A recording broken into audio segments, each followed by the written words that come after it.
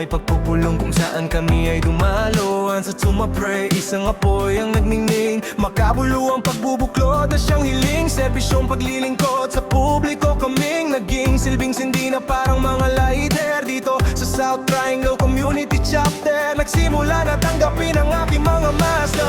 Sa kapatirang walang kasing tibay at dalisay, walang ingay na lakas at tunay na patnubay. Sa bawat hamon ng pagsubok sa panahon ay matatag na magkakaagapay at isinusulong ang puwersa ng magkakasamang hindi uurong at tuloy na gugulong ang mabuting adikain. Paggalang at pagkakaisa ang aming dalangin at ang ginhawa sa bawat isa'y naway sumaamin. Pagkaiba man ang pinagmulan, isang puso't paninindigan. Sa hirap at ginhawa ng buhay, kapatiran ng aming alay.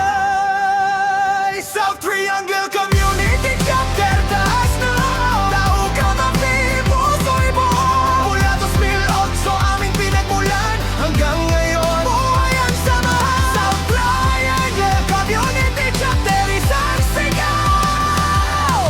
Pagkakaisa ang aming ilaw, sa serbisyo ang kabutihan ay hindi maliligaw.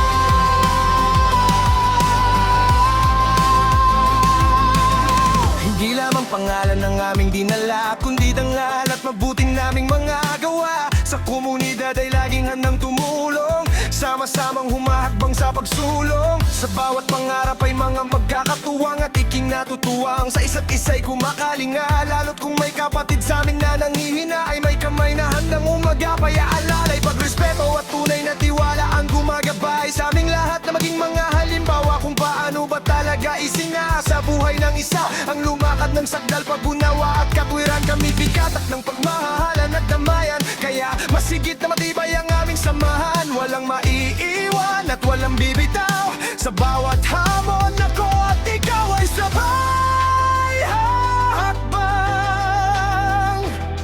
sama